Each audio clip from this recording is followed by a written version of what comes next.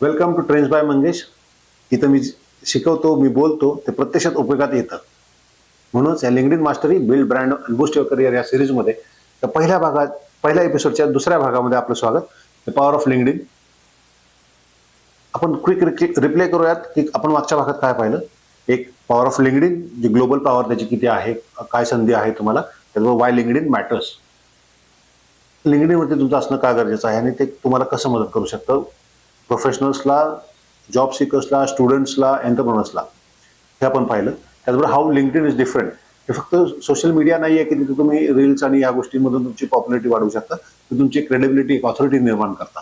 आज आपण बघणार आहोत why you need to be active. तुम्ही लिंक्डइनवरती ऍक्टिव्ह असणं का गरजेचं आहे, त्याचा 3 स्टेप ऍक्शन प्लॅन, आणि त्याचबरोबर मागच्या आणि ह्या भागातला की टेक अवेज आपले काय आहेत त्याच्याबद्दल आपण आज बोलणार आहोत.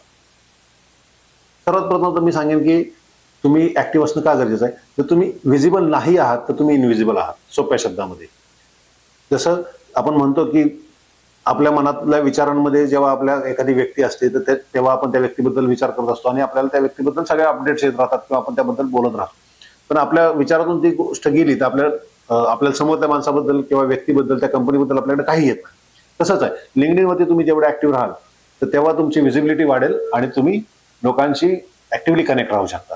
त्याचबरोबर सर्वात महत्वाचा विषय हा, रिक्रुटर्स पहिल्यांदा तुमचं लिंक्डइन प्रोफाईल बघतात.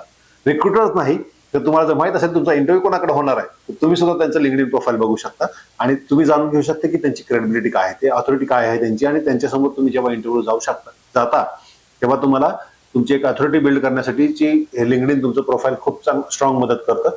जर तुम्ही तेवढं ऍक्टिव्ह असाल आणि तुमचं तेवढा कंटेंट ऑथॉरिटी फुल असेल, ऑथॉरिटी निर्माण करणार असेल, बरोबर, तर ह्या सगळ्या गोष्टी तुम्हाला ऍक्टिव्ह राहण्याचे फायदे मिळवून देतात. त्याचबरोबर तुमची विजिबिलिटी, तुमची क्रेडिबिलिटी वाढवते, ज्यामधून तुमची विजिबिलिटी करताना आपण काय करणार आहे तर आपल्या रोल्स रिस्पॉन्सिबिलिटी असतील, आपल्या अचिव्हमेंट्स असतील, आपल्या कॅपेबिलिटीज बद्दल आपण तिथे पोर्ट्रे करत राहणार आहे.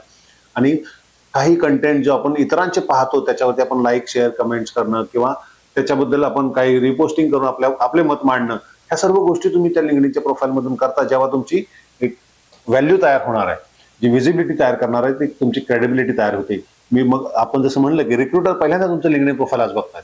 म्हणजे अगदी जर तुम्ही मेन्शन केलं नसेल तरी तुमचं लिंक्डइनमध्ये तुम्हाला पहिले सर्च केलं जातं, तुम्ही काय आहात, काय नाही आहात, आणि मग तुमच्या इंटरव्ह्यूची प्रिपरेशन तयार होते. इंटरव्ह्यू आज एवढा सोपा राहिलेला नाही की हा रेझ्युमे दिला आणि माझा इंटरव्ह्यू झाला.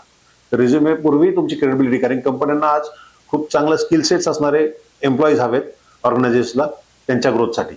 आणि त्याचबरोबर तुम्हाला ग्रोथ करायची आहे तर तुम्ही लिंक्डइनच्या मदतीने, रादर लिंक्डइन ही खूप मोठी नेसेसिटी नाहीये कुठल्या ऑर्गनायझेशनमध्ये काम करण्याची, पण डेफिनेटली ती तुमची स्टेपिंग स्टोन असू शकते, कारण की हा तुमचा डिजिटल प्लॅटफॉर्म आहे प्रोफेशनल सक्सेससाठीचा, जिथं तुम्ही निर्माण करता तुमची एक विजिबल क्रेडिबिलिटी.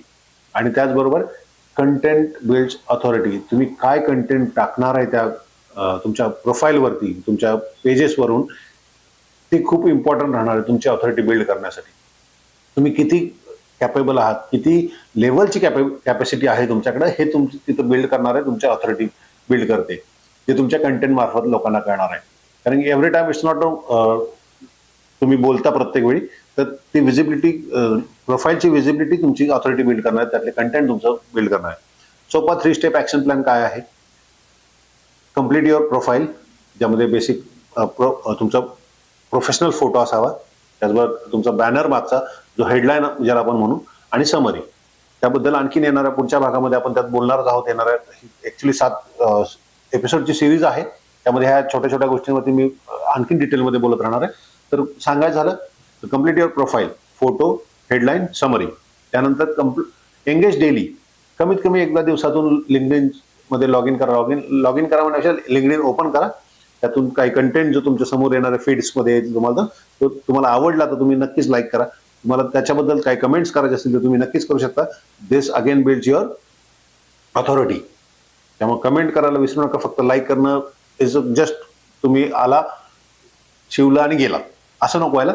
तिथं आलात, तुम्ही चर्चा केली आणि तुम्ही काहीतरी इम्प्रेट सोडून गेला, तिथं तुम्ही काहीतरी तुमच्या स्वतःचे एक ओळख निर्माण करायचा प्रयत्न करत गेला, हे करणं गरजेचं आहे. आणि सर त्याच्यानंतर तिसरा ऍक्शन प्लॅन मध्ये जर आहे तो आहे कनेक्ट मिनिंगफुली. तुम्ही तुमच्या अल्युमनाईजला जेव्हा कनेक्ट कराल तर तुम्ही तिथं त्यांना पर्सनलाइज इन्व्हाइट्स पाठवू शकता की सर मी सुद्धा आपल्या इन्स्टिट्यूट मधला पासआउट आहे आणि इन्स्टिट्यूट मध्ये तुमच्याबद्दल काही ऐकलेलं आहे, ते खूप चांगलं तुम्ही काम केलं, आज इंडस्ट्रीमध्ये खूप चांगलं काम करताय आणि मला तुमच्याशी कनेक्ट व्हायला आवडेल. तुमच्याकडून काय अपॉर्च्युनिटीज किंवा मला तुमच्याकडून गायडन्स घेण्यासाठी आवडेल, इथपर्यंत तुम्ही तुमच्या अल्युमनाईजला लिहू शकता. त्याचबरोबर तुमचे को वर्कर्स असतील तर त्यांना तर तुम्ही basically you know each other very well, तर ते एकदम सोपं असतं तुम्हाला कनेक्ट करण्यासाठी. पण तुमचं पर्सनलाइज इन्व्हाइट हे खूप तुम्हाला एक इम्प्रेशन सोडतं आणि तुमच्याशी कनेक्ट करताना लोकांना आनंद होतो. त्यामुळे ह्या 3 स्टेप ऍक्शन्स मध्ये आपण काय पाहिलं? Complete your profile, engage daily आणि कनेक्ट मिनिंगफुली, राईट.